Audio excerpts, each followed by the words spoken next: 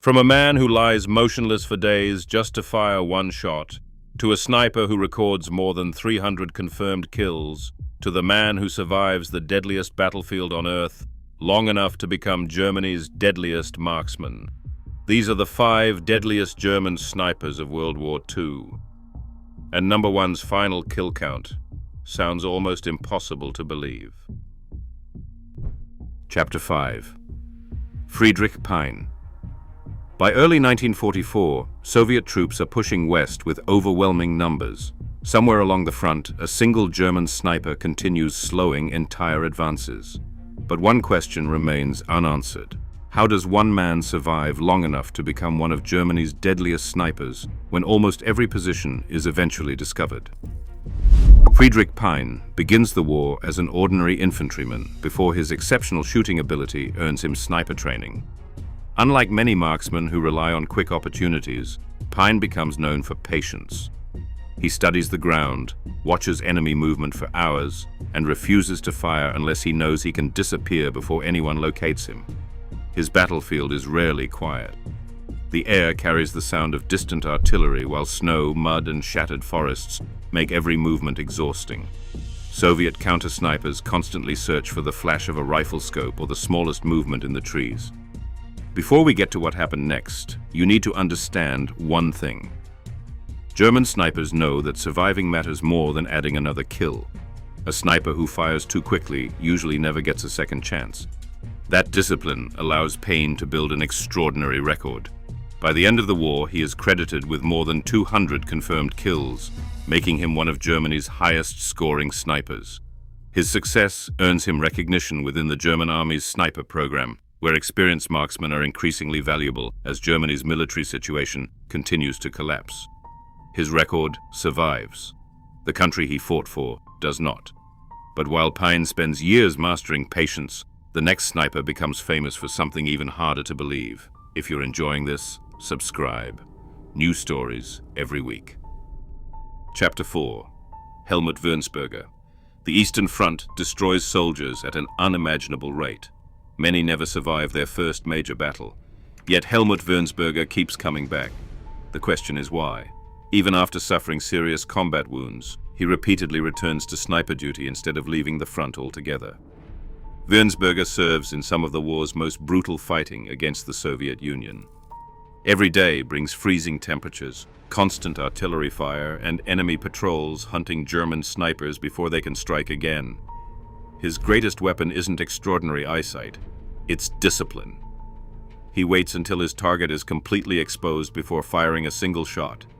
Then he moves before Soviet soldiers can organize a response. But here's what nobody talks about. Every confirmed kill requires witnesses and strict documentation whenever possible. German commanders treat confirmed sniper victories seriously because they influence promotions, awards, and training programs. Despite repeated injuries, Wirnsberger continues building one of the war's most impressive records. By Germany's surrender, he receives credit for approximately 274 confirmed kills, placing him among the deadliest German snipers of the conflict. His determination earns respect from fellow soldiers, but it also highlights how desperate Germany's military situation has become. Experienced veterans can no longer be replaced. One sniper survives impossible odds.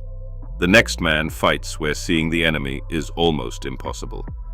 Yet he still records more than 200 confirmed kills. Chapter 3. Bruno Sutkus. The forests of the Eastern Front are silent. Not because the fighting has stopped, but because nobody wants to be the first man to move. Somewhere ahead, Bruno Sutkus is watching. But one question follows him throughout the war.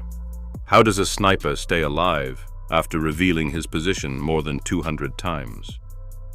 Sutkus serves with the German army on the Eastern Front, where dense forests, marshes, and long stretches of open ground give skilled snipers endless opportunities to disappear. Every mission begins the same way. Find cover, stay hidden, wait. Hours pass without a shot, sometimes an entire day. For Sutkus, firing too early means death. Soviet artillery can blanket an area within minutes once a sniper is discovered, and enemy marksmen are constantly searching for the smallest mistake. But what happened next was worse than anything his commanders expected. By 1944, Germany is no longer advancing. Soviet forces are pushing west with overwhelming numbers. Every sniper becomes more valuable because experienced soldiers are becoming harder to replace. Sutkus refuses to rush. Instead, he continues doing what has kept him alive since the beginning of the war, remaining completely invisible until the perfect moment. By Germany's surrender, he is credited with 209 confirmed sniper kills, placing him among the most successful German snipers of the war. After the conflict, he spends decades living under Soviet rule before finally being allowed to relocate to Germany later in life. His patience makes him deadly. But patience alone isn't enough for the next man.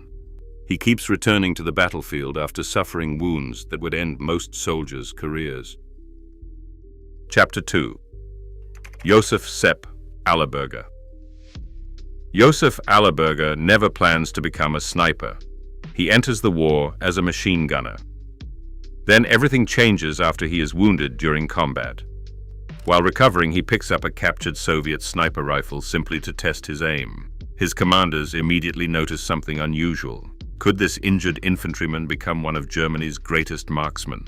Once assigned as a sniper, Allerberger begins operating across the Eastern Front, where every mission becomes a battle of patience rather than speed. Unlike movies, sniper combat rarely lasts seconds. It often means lying perfectly still for hours while waiting for one soldier to expose himself. Before we get to what happened next, you need to understand one thing. Allerberger believes camouflage matters more than shooting ability. He spends as much time studying shadows, terrain, and vegetation as he does practicing with his rifle. If the enemy never sees you, they never know where to shoot back. That philosophy keeps him alive. Month after month, his confirmed total continues climbing despite Germany's worsening position across the Eastern Front. By the end of the war, official German records credit Allerberger with 257 confirmed sniper kills. Later publications sometimes claim higher totals, but historians generally regard the wartime confirmed figure as the most reliable. After Germany surrenders, Allerberger avoids Soviet captivity and eventually makes his way home to Austria, where he lives quietly for decades. His accuracy earns him legendary status among German snipers. But even his record falls short of the man at number one, a sniper whose confirmed kill count surpasses every other German marksman of the Second World War. Chapter 1. Matthäus Hetzenauer. The fighting is almost over. Germany is losing on every front. Entire divisions are retreating, ammunition is running low, and Allied forces are closing in from every direction. Yet somewhere in the mountains, one sniper continues doing what he has done for years. The question is simple. How does a man become Germany's deadliest sniper when the army around him is falling apart? Matthäus Hetzenauer grows up in Austria before joining the German army during the war. After completing sniper training, he is assigned to the 3rd Mountain Division, where the terrain itself becomes both his greatest advantage and his greatest enemy. Every position demands patience. The freezing wind pushes against his rifle. Snow covers his camouflage. A single reflection from his scope could reveal everything. But here's what nobody talks about. Mountain warfare changes everything. Distance becomes harder to judge. Wind shifts without warning. One mistake can send a bullet several feet off target. Hetzenauer learns to compensate for every one of those problems. His calm under pressure makes him one of the most respected snipers in the German army. While many engagements happen at ordinary combat distances, he is also credited with several remarkable long-range shots that help build his reputation among fellow soldiers.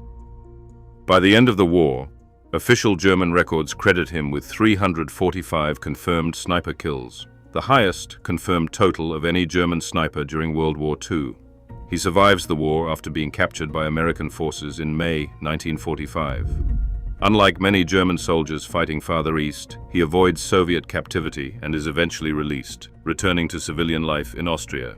His record has stood for decades. No other German sniper is officially credited with more confirmed kills. Looking across all 5 men, one pattern becomes impossible to ignore. None of them became deadly because they could shoot better than everyone else. Their greatest weapon was patience. They understood that surviving one more day meant one more opportunity to fight. They mastered camouflage, studied terrain, and waited longer than the enemy believed anyone possibly could. On the Eastern Front, where millions of soldiers fought in some of the harshest conditions of the Second World War, that patience often became the difference between life and death. The stories of these snipers remain some of the most remarkable examples of battlefield marksmanship from World War II. Their records continue to be studied as part of military history, while also serving as a reminder of the immense human cost of the conflict in which they fought. Subscribe for more videos like this.